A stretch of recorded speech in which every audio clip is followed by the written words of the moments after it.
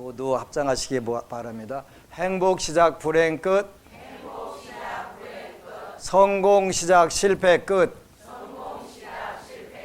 신신문에 오신 것을 환영합니다. 아미타불. 오늘은 지난 시간에 이어서 운명을 바꾸는 것이 수행의 진정한 의미라고 두 번에 걸쳐서 법문을 했는데, 그 중에서 운명을 바꾸는 방법, 이제 그 첫 번째 강의를 시작하겠습니다. 누구든지 잘 살고 싶고 행복하게 살고 싶고 성공적인 인생을 살고 싶어 하는데, 이게 우리 노래에도 그게 어디 마음대로 됩니까? 그런 노래가 있잖아요. 마음대로 잘 안 되죠.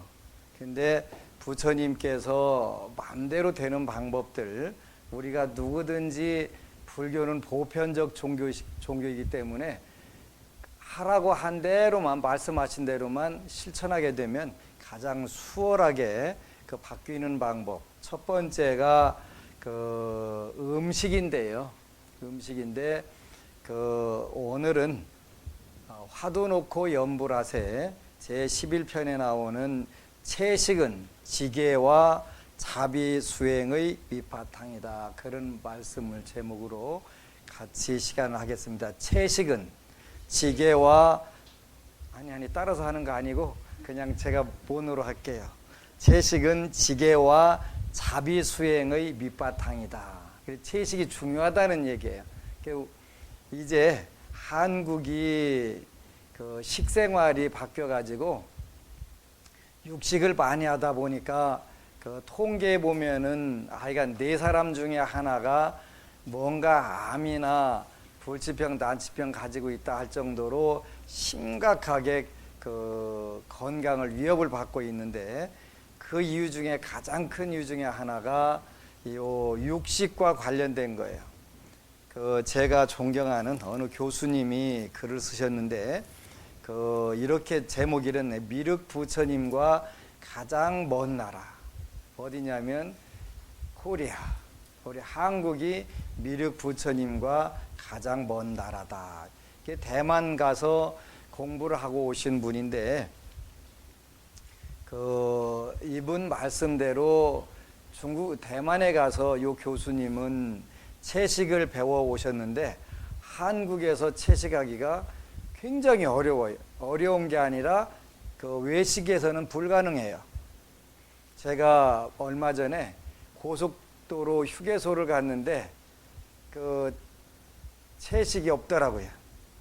그러니까 고기나 육류가 안 들어간 게 없어요. 그래서 그냥 빵이나 하나, 요즘 빵도 달걀하고 우유 갖다 섞어갖고 뒤집어 놔가지고 그것도 쉽지 않죠. 그러니까 요 교수님 말씀대로 미륵 부처님과 가장 먼 나라. 왜 미륵 부처님과 가장 먼 나라라고 했냐면, 우리 불자들이 불교를 제대로 공부도 하지 않고 뭐라고 하냐면 불경에는 고기 먹지 말라는 얘기가 없다, 이렇게 이야기를 해요. 근데 있어요. 고기 먹지 말라는 얘기가 굉장히 많아요. 많고 육식 자체가 간접살생이에요. 전부 다 간접살생. 그러니까 이건 살생에 들어가는 거예요. 그리고 고기 먹지 말라는 말씀이 있는데, 요 교수님이 언급한 경전은 불설 미륵 대성불경, 미륵경의 미륵 삼부경 중에 하나인데, 그 경에 이런 말씀이 나온다. 저기서 국토가 안온하고 절도, 겁탈, 도적 같은 범죄가 없어 마을이나 도시나 문 닫는 일이 없으며, 이게 어떤 세계냐면 미륵 부처님이 오실 때 만들어지는 세계를 우리가 어떤 세계라고 하냐면 용화세계, 이렇게 표현해요. 용화세계, 미륵세계인데, 이 세계에는 첫 번째가 범죄가 없다. 그래서 범죄. 국토가 안온하고 절도, 겁탈, 도적 같은 범죄가 없어 마을이나 도시나 문 닫는 일이 없으며, 첫 번째. 두 번째는 수재, 화재, 전란, 기근, 중독 따위 재난이 전혀 없다. 재난. 셋째는 사람들은 항상 자비심과 공경심으로 감각기관을 잘 조복시켜 마치 자식이 부모를 사랑하고 어머니가 자식을 사랑하듯 서로 겸손한 말씨로 대한다. 이는 모두 미륵 부처님께서 자비심으로 가르치고 일깨우시어 불살생의 계율을 지니고 고기를 먹지 않기 때문이다. 이렇게 딱 나온단 말이에요. 고기를 먹지 않기 때문이다. 이 인연으로 그 국토에 생겨나는 자는 감각기관이 차분하고 고요하며 얼굴 모습이 단정하여 마치 천상의 동자처럼 원만한 위엄과 상호를 갖춘다. 그래서 불살생의 계율을 지키고 고기를 먹지 않기 때문이다. 이 경전의 또 다른 명칭은 아예 자심불살 불식육경이다. 자심, 자비로운 마음으로 살생을 하지 않고 고기를 먹지 않는, 식육을 하지 않는 경전. 또 일체지 광명선인이 자비심 인연으로 고기를 먹지 않은 경전에선 미륵보살이 전생에 선인으로 수행할 적에 혹심한 기근으로 굶주리자 석가모니 부처님의 전신인 토끼가 소신공양을 올렸는데 차마 먹을 수 없다고 자신도 소신공양하면서 성불할 때까지 결코 고기를 먹지 않겠다고 서원했는데 미륵보살이 성불하기까지 법륜을 굴리는 곳에선 고기 먹는 게 가장 큰 파괴라고 설하신다. 장래 미륵 부처님 용화세계뿐만 아니라 당장 내생에 도솔천의 미륵 보살님 법회에 끼기 위해서도 채식은 필수 불가결한 기본 요건이다. 굉장히 중요한 부분들인데요.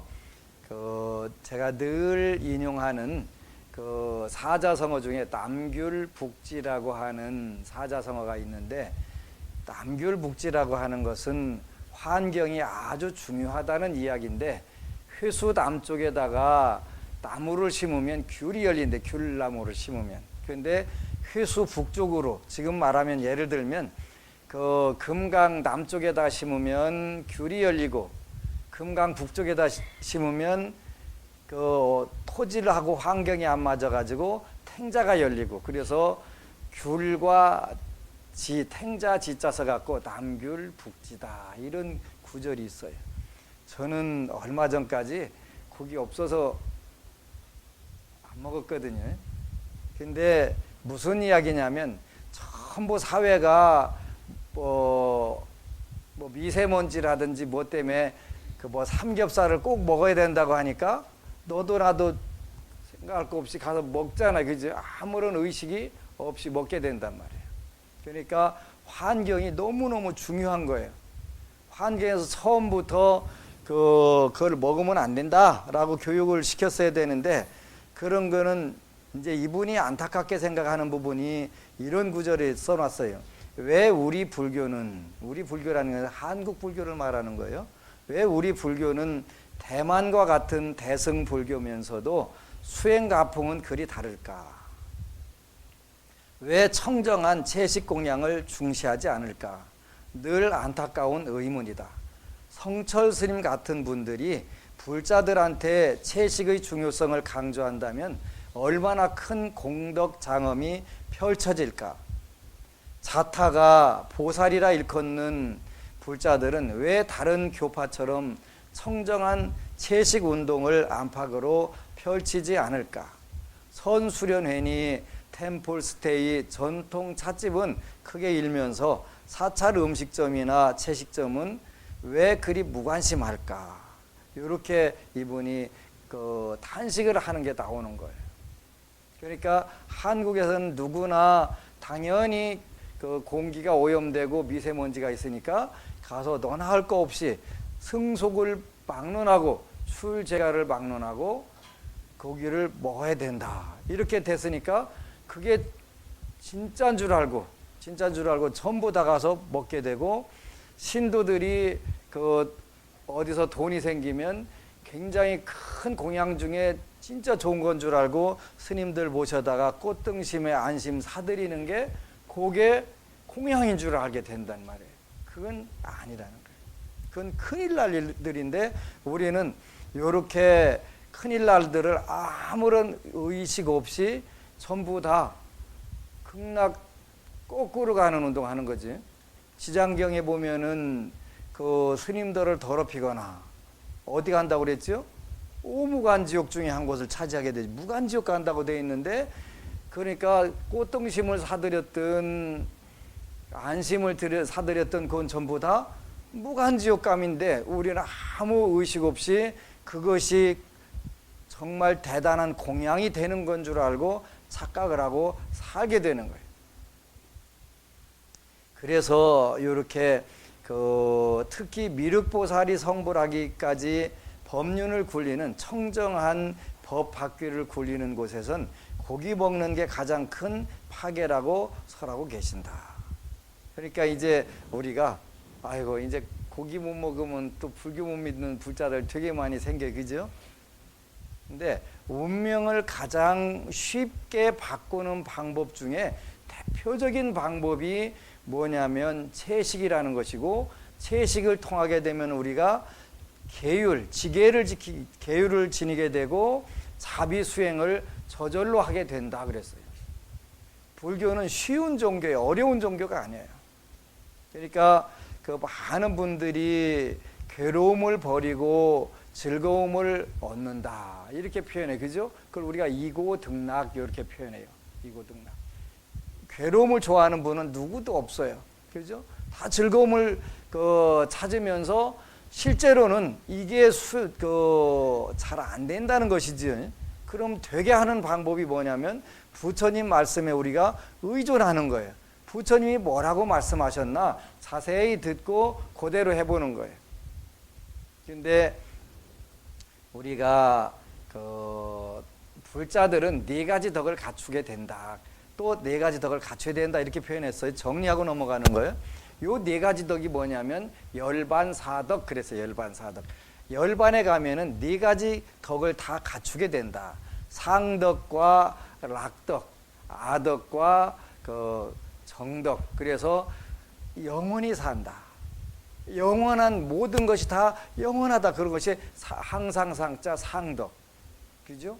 그 다음에 두 번째는 락덕, 즐거울 락자 락덕. 모든 게 즐겁다 그랬다는 거예요. 모든 게 즐겁다. 그 다음에 세 번째는 아덕인데, 아자 아덕인데, 아덕은 자유롭다, 자제하다 그런 뜻이에요. 걸림이 없다 그런 뜻. 그런 덕을 지니게 된다. 네 번째는 상락 아정, 깨끗할 정자인데 깨끗한 덕을 갖추게 된다. 불자들은 여러분들이 하루 부처님 믿고 하루 부처님 믿는 말씀을 공부하게 되면 그 네 가지 덕을 차츰차츰 갖춰 나가게 된다. 그 중에서 락덕, 즐거울 락자가 있는데, 요 즐거울 락자는 5가지 즐거움이 있다 그랬단 말이에요. 범부 중생의 즐거움은 5가지고 또 보살의 즐거움도 5가지다. 저는 신도들, 우리 여성 불자들을 보살이라고 하는 말을 쓰는 걸 금지시켰어요. 그렇게 쓰면 안 돼요. 보살이 아니고 법우라고 표현해야 돼요. 그리고 보살이 되면 5가지 욕심의 즐거움 대신에 5가지의 바라미를 실천하게 되는 거예요.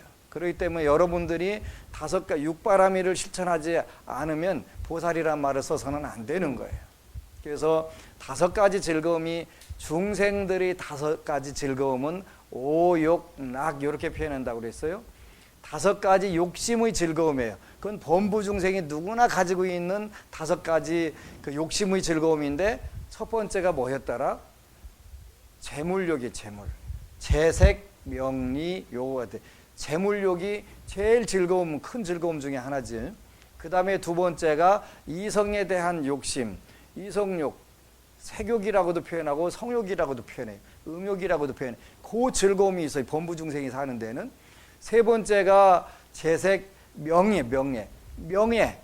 남들한테 칭찬받고 칭송받는 그런 즐거움이 굉장히 즐거움이지. 요구도 먹는 것보다 100번 좋잖아요. 때로는 요구도 먹는 걸 즐기는 사람들도 있기는 하지만. 그런데 어쨌건 간에 네 번째가 뭐냐면 식욕. 그랬어요.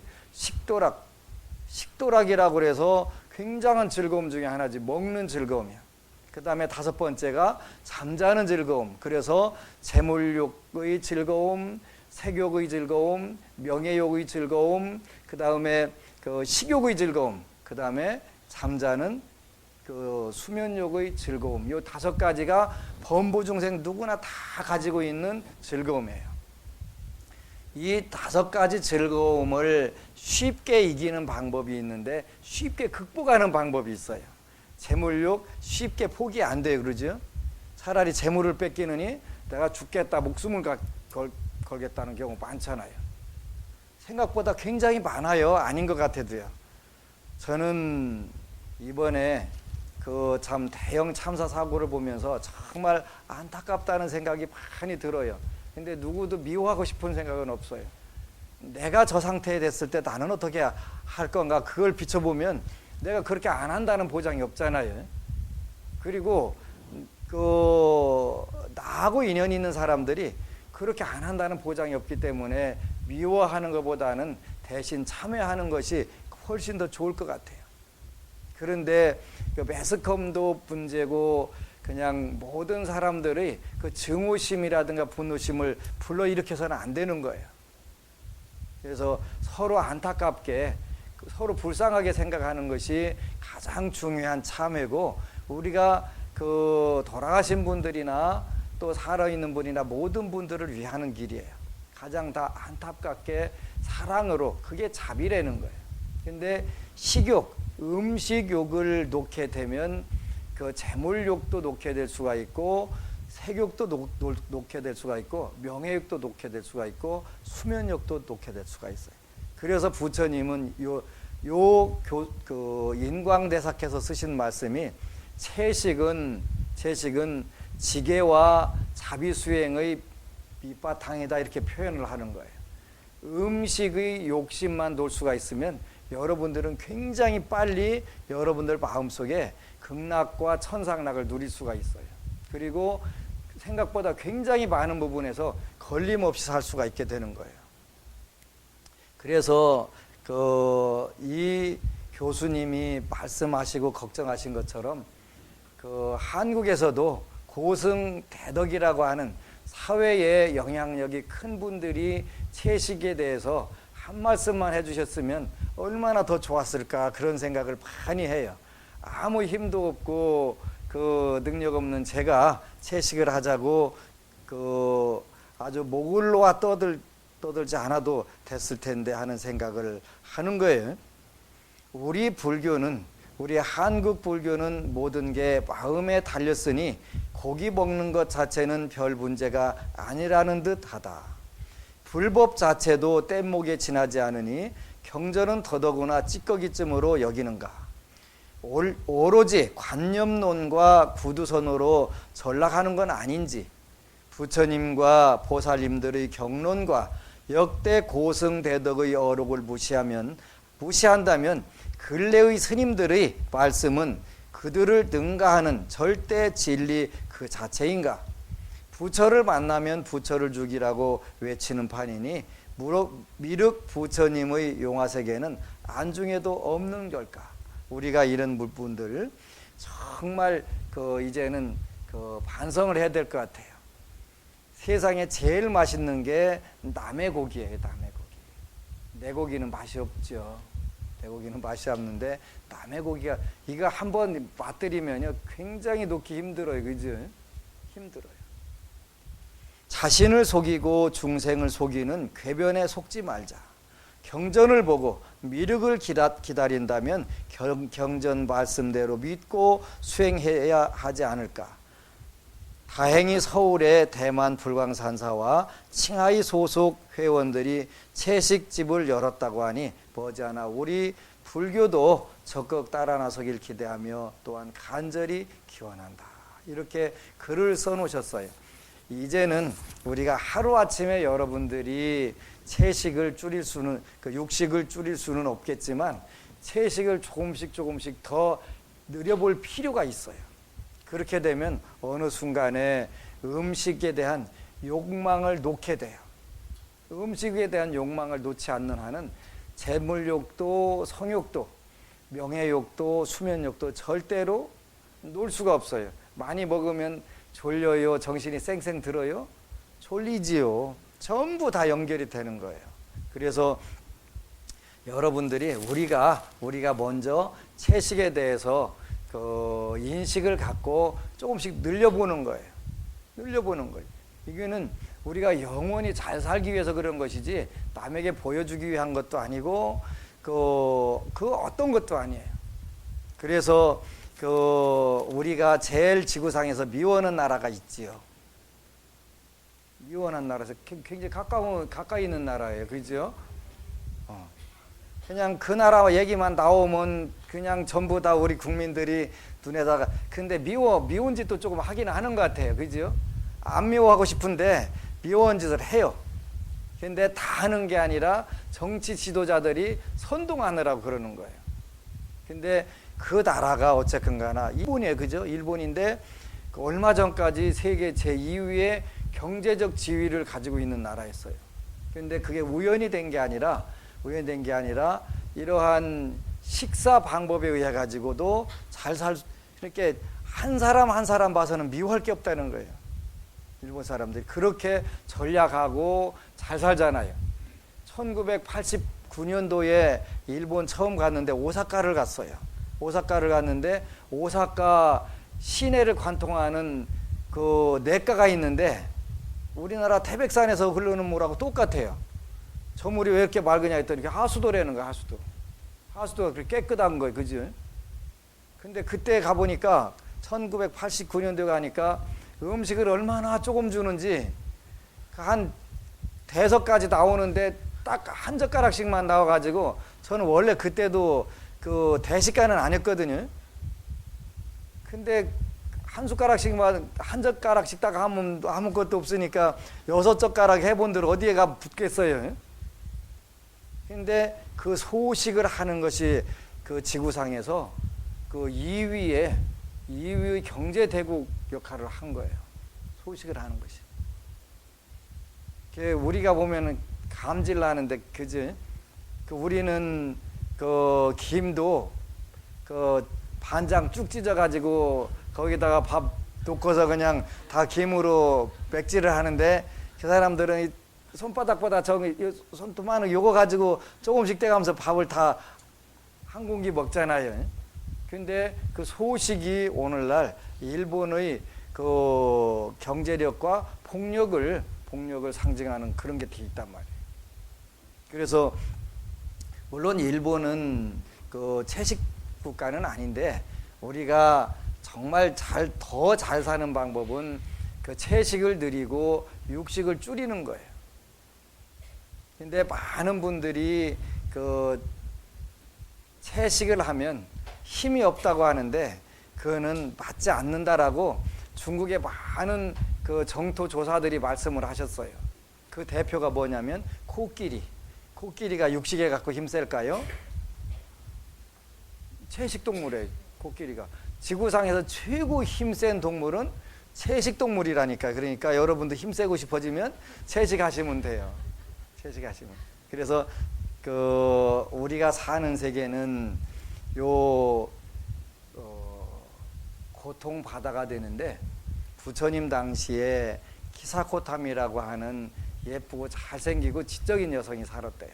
시집을 잘 가서 사는데 복이 좀 없었나 봐요. 남편이 일찍 갔어요. 가서 이제 아들 하나를 데리고 사는데 그 부분도 복이 없었나 봐요. 그래가지고 그 아들이 얼마 있다가 죽었어요. 죽어가지고 하나밖에 없는 아들을 바라보고 살다가 죽으니까 어떻게 돼요? 미치지요. 미치게 되는 거잖아요. 미쳐가지고 그 아들 살려달라고 썩어가는 시신을 안고서 돌아다니면서 살려달라고 막 애원하는 거예요. 여러 사람들한테, 의사들한테도 찾아가고 철학관에도 가고 다 가봐야 이건 해결되지 않잖아요. 우리가 살면서 그걸 알아요. 알면서도 그걸 받아들이지 못하는 경우들이 굉장히 많아요. 특히 우리가 죽음과 맞닥뜨리면 전부 그런 경우들이 많아요. 이 기사 고타미가 하도 애를 타고 다니니까, 태우고 다니니까 그 어느 분이 석가모니 부처님을 찾아가라, 그래 알려주는 거예요. 석가모니 부처님 전에 찾아가 가지고 그 이제 애원을 해요. 현실적으로 이미 그 부패해 가지고 어떻게 해볼 수 없는 그 시신을 안고서 살려달라고 하는 거예요.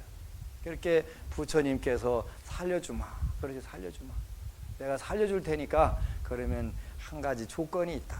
그래서 그 조건이 뭐냐면 인도에는 집집마다 전부 다 겨자씨가 있대요. 그 겨자씨를 좀 가지고 얻어와라. 얻어오는데 사람이 죽은 적이 없는 그런 집에 가서 얻어와라. 그러니까 살릴 욕심으로, 그러지, 엄마는 어떻게 해서라도 그 살리려고 발바닥이 불이 나도록 이 집 저 집 다 찾아다니는데 겨자씨를 주기는 주는데 한 번도 윗대서부터 죽지 않은 집은 없는 거예요. 그지? 몇 날 며칠을 돌아다니다가 그 현실을 받아들이게 되는 거예요. 현실을. 아, 생자 필멸이로구나. 태어난 자는, 누구든지 태어난 자는 반드시 죽게 되는구나. 회자 정리, 그러지? 만난 자는 반드시 헤어져야 되는데 이걸 우리가 현실적으로 받아들일 수가 없어가지고 평생을 마음고생하는 분들이 굉장히 많아요. 부처님은 물론 3계 대도사고 사생자보이시니까 살려주실 수 있었을 거예요. 근데 언젠가는 우리가 헤어져야 되고 언젠가는 죽어야 된다는 것을 깨닫게 하기 위해서 그 죽음이라는 것을 철저하게 인식하도록 가르쳐 주셨어요. 저는 젊어서 좀 부처님 살려주시지, 부활 좀 시키시지, 왜 그걸 안 하셨을까? 그때는 부활하는 게 잘하는 거잖아, 그죠? 부활하는 게.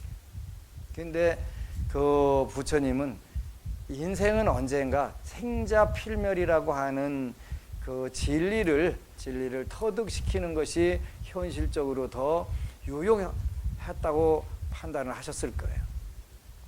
그래서 이제 그때서 이제 기사 고타미가 죽음이라고 하는 진리, 누구든지 그건 피할 수 없는 길이라는 것을, 그리고 더디고 빠른 차이는 있지만 언젠가는 죽어야 된다는 그 진리를 알게 돼요. 마음으로 받아들이게 돼요.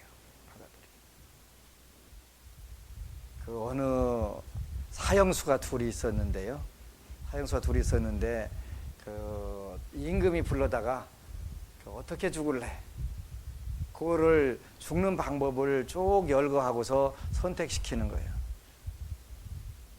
그러니까 이제 그 다 선택하잖아요. 근데 그 지혜가 있는 한 죄수가 있었는데 그 정말 그 선택하면 선택하는 대로 들어주시냐고, 임금이 두 말 하겠냐? 그러시냐고. 그럼 저는 늙어 죽게 해주세요. 늙어 죽게. 죽는 방법 중에 일단은 제일 좋은 방법이죠. 어쨌거나, 그죠? 늙어 죽는 게 제일 좋잖아요. 이렇게 여러분들도 혹시 써먹을 때 있으면 써먹으세요. 근데 그 기사 고타미는 그 뒤에 요 생사의 진리를 터득하고 현실을 받아들이는 마음의 힘이 생겼어요.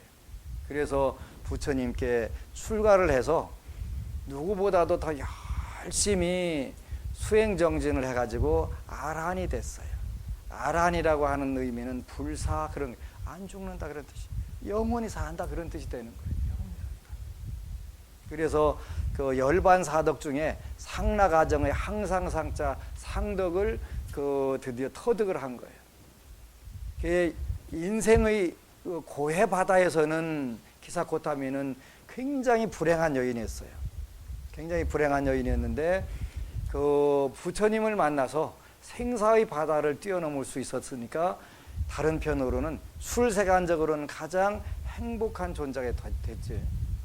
우리는 우리 범부 중생은 누구든지 아무리 어떤 방법을 써도 결국은 생자 필멸의 굴레에서 절대 벗어날 수가 없어요. 우리가 우울하자고 죽음을 또 병고를 늙음을 이야기하는 게 아니라 우리 현실이라고 하는 것을 철저하게 깨닫고, 그러면 언젠가 죽어야 되고 언젠가 늙어서 병들어서 가야 된다면 우리 인생을 어떻게 살을까 하는 이 문제가 대두가 되는 거예요. 부처님께 어느 제자들이 여럿이 있는데 질문을 하셨어요. 인생의 도는 어디에 있느냐, 인생의 길이 어디에 있느냐, 이렇게 질문하는 거예요. 그 한 제자가 인생은 80년의 그 길이 있습니다. 80까지 사는 것 보니까 인생은 80까지 사는데 그게 인생입니다, 이렇게 표현하는 거예요. 그래, 너는 도를 잘 모른다, 이렇게 표현을 하세요. 그러니까 다른 제자가 또 대답하는데 인생은 며칠 상간에 있습니다. 며칠 전에 푸르고 꽃이 활짝 폈던 벚꽃나무 일주일 만에 와보니까 잎사귀가 파랗게 다 도닥났습니다. 꽃은 다 떨어지고. 그러고 보니까 인생도 그와 같아서 며칠 상간에 있는 것 같습니다. 그러니까 너도 도를 잘 모른다, 이렇게 말씀하십니다. 이렇게 한 제자가 정말 그 인생의 처절한 그 부분을 느끼고, 인생은 호흡지간에 있습니다. 호흡지간에 한 번 들어 마셨던 숨을 내품지 못해도 가고, 내품었던 거 들여 마시지 못해도 가고, 인생의 도는 거기에 있다. 이건 무슨 뜻이냐면 인생은 허비할 시간이 없다, 최선을 다해서 매 순간순간 살아라, 이런 뜻이에요. 그러니까 다음에 언젠가 이렇게 하자가 아니라 지금 주어진 이 시간에 우리가 인생을 아름답게 살자, 그런 뜻이에요. 그래서 불교라고 하는 종교는 이렇게 적극적인 종교예요. 내일 기다릴 것도 없다는 거지. 내일 걱정은 내일 하면 되는 거니까 오늘을 최선을 다해서 살자. 내 주위에 있는 사람에게도 오늘 최선을 다해서 해주자. 그지? 사랑해주고, 더 줄 거 있으면 주고, 또 참을 거 있으면 참아주고, 이렇게 하자는, 그게 하루하루 매 순간순간 모이니까 그게 인생이 되더라. 그렇지? 하루하루가 모여서 한 달 되고, 한 달이 모여서 1년 되는 것이지, 무슨 평생 80년이 뚝딱 하니까 이루어지는 게 아니잖아요. 그래서 인생을 가장 치열하게 열심히 살아라 하는 뜻이 인생은 호흡지가다, 이런 뜻이에요. 그래서 그렇게 산다면 우리가 많은 미련이 없을 거예요. 그죠? 저는 부모님께 굉장히 불효를 많이 했는데 돌아가시니까 다 후회가 되잖아요. 그죠? 돌아가시니까. 그전에는 천년 만년 살 줄 알았지요. 그렇게 빨리 가실 거라고는 생각 안 했기 때문에 불효를 할 수가 있었던 거예요. 그죠? 돌아가시는 그 순간 생각해 보면은 절대 불효든 뭐든 안 할 수가 없어요. 이런 것이로구나. 그래서 우리가 풍수지탄, 그래, 풍수지탄. 나무 고요히 머물고자 하나 바람이 멈춰주지 아니하고, 그러지? 자식 부모에게 봉양하고자 하나 부모 기다려주지 않는다. 그래서 후회는 언제든지 늦게 되게 돼 있지. 그래서 우리는 매 순간에 가장 철저하게 사는 것이 불교를 잘하는 것이다. 그래서 미련 없이 살아야, 우리가 죽을 때 미련이 없는데, 여러분들 기도하다 보면은 어떤 생각이 가장 많이 떠올라요? 미련들이 떠오르는 거예요. 그죠? 잡념이 전부 다 미련이에요. 그죠? 내가 이때 이렇게 했어야 되는데, 저렇게 했어야 되는데, 그때 그 생각들이 전부 여러분들 마음속에 차곡차곡 업으로 쌓이는 거예요.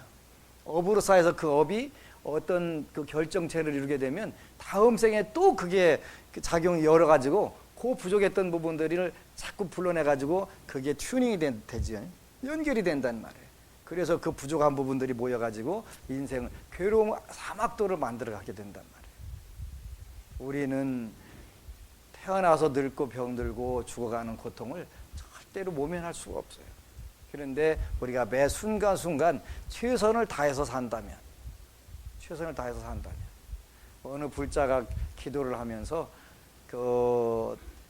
결혼하고 나서 평생 동안 남편 아침밥 안 해줬는데 그 밥 해주고 싶은 생각이 들더라고요. 그리고 밥을 해주고 나니까 그렇게 일주일 동안 밥 먹고 출근하고서 그 남편이 감격스러워서 한 얘기, 아침 먹고 출근하니까 너무 든든하고 좋아 그러더라고요. 든든하고 좋아. 그때 이제 사는 게 서로 보람을 느끼게 되는 거잖아요. 그러면 그 전까지는 어떻게 했어요? 안 좋아였지요. 안 좋아했지. 간단한 거 아니에요. 그러니까 인생을 멀리 높게만 볼 게 아니라 순간순간 살게 되는데, 그 순간순간 제일 잘 사는 방법이 뭐냐면 여기서 말하는 채식이 채식. 채식하게 되면 다른 그 쓸데없는 욕망들이 없어져요. 쓸데없는 욕망들이. 그러니까 천하 없는 걸 주어도 그런 그 욕망들이, 쓸데없는 욕망들은 자연스럽게 소멸이 되고 번뇌 망상이 줄어드는 거예요. 저는 채식만 하면 말로 비틀어 죽을 줄 아는데 아니더라니까요. 근데 전혀 문제가 없는 게 왜 그러냐면 잡생각이 안 들어요. 대학교 3학년 때 그 제가 절에 가서 한 6개월 사는 적이 있었는데, 그 절에 가서 그 푸성가리 먹고 사느라고 얼마나 힘드냐고, 한 번씩 내려가면 친구들이 중국 음식점 가가지고 탕수육 사주는 거예요. 탕수육 먹고 나가면 밤새도록 몸이 그냥 찌뿌지지하고 잠을 못 자는 거예요. 그렇게 막 힘드는 거예요. 아, 정말 안 좋은 거구나. 안 좋은 거구나. 그래서 여러분들은 그 괴로움을 줄이는 가장 좋은 방법은 어떻게 되냐? 채식을 조금씩 늘리세요.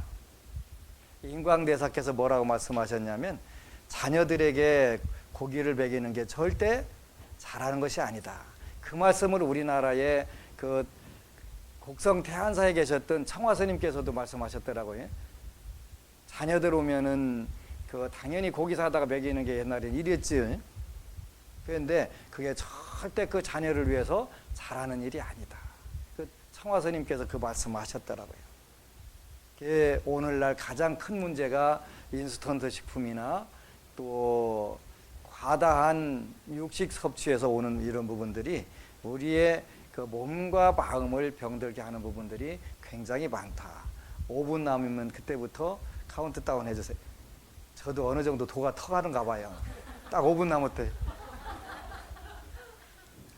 그 생로병사의 괴로움을 가장 빨리 벗어나서 극락세계 천상락을 누리는 방법은 살아서도 누려야 되고 죽어서도 당연히 가야 되는데, 그 가는 방법 중에 가장 좋은 방법이 계율을 지키는 것인데, 계율은 그냥 지켜지진 않는다. 계율을 지킬 때 이 채식을 하게 되면 자연스럽게 지켜지는 거예요. 억지로 안 지키려고 하더라도 지켜지게 된다. 굉장히 중요한 거예요. 그러면서 그 채식을 하게 되면, 저는 카페에 운명을 바꾸는 사람들, 거기에 나오는 그 수기를 쓴 분들 중에 소원 성취 빨리 한 분들의 특징 중에 하나가 육식과 음주와 오신채를 안 하는 분들인 것 같아요. 글 쓴 부분들 보면요, 그죠? 그 20대 초반의 젊은이도 어떻게 그런 생각을 그 기특하게 다 했는지, 그게 참 이해하는 거예요. 그러니까 자비종자와 복덕종자가 무럭무럭 자랄 수밖에 없지요. 자라니까 어떻게 돼? 소원 성취되고 현실적으로 몸이 편안해지니까 마음도 편안해지고, 두 가지가 전부 상승작용을 해가지고 좋아지게 되잖아요. 화나는 것도 줄어들고 이렇게 되죠. 그래서 정말 우리가 이런 특징들이 있구나. 여러분들도 좀 더 빨리 소원 성취를 하고 싶으면 어떻게 하면 된다? 채식을 적극적으로 하면 된다. 채식을 하게 되면 5계를 자연스럽게 지키게 되고, 또 자비종자와 복덕종자가 자연스럽게 그 숙성이 되니까 우리가 사는 세계는 당연히 좋아질 수밖에 없지. 안 죽으려고 아글아글 써가면서 죽어간 고기들에 들어있는 독소들을 다 먹어가면서 무슨 건강에 좋아질 거라고. 근데 채식도 마찬가지인데, 요즘 저는 그 부산도량에 와서 행복한 게, 농사 진 거 갖다가 주니까 되게 좋잖아요. 그건 햇빛 구경한 풀들이잖아요. 햇빛 구경한 풀들. 근데요, 우리 시골 고향에 저 동네 가보면요, 밤에도 비닐하우스에 불을 켜놨더라고요. 전기불을 켜놨더라고요. 왜 그러냐 했더니 깻잎 잠자지 말고 빨리빨리 커서 그 계속 뜯어내려고 그랬다는 거예요. 깻잎이 잠 못 자는데 스트레스 안 받겠어요? 그래서 밭대기 조금만이라도 있으면 심어서 먹으면 훨씬 더 건강하고 좋다는 거지. 그래서 우리가 그 과도한 우리 인간들의 욕심이 화를 불러오는 경우들이 너무 많다. 불교는 누가 뭐라고 하더라도 채식이 기본이다. 이런 부분들을 여러분들이 알고, 아이고 나는 채식 죽었다 깨나도 고기 먹어야 되는데 불교는 안 믿더라도 안심정산 안 가더라도 나는 고기 먹어야 돼. 이거는 진짜 그 행복 끝 불행 시작, 성공 끝 실패 시작되는 지름길이에요. 그러니까 제발 조금씩 줄여가지고 그 살아서도 천상락, 죽어서도 극락이 되기를 축원합니다. 아미타불. 여러분 사랑합니다.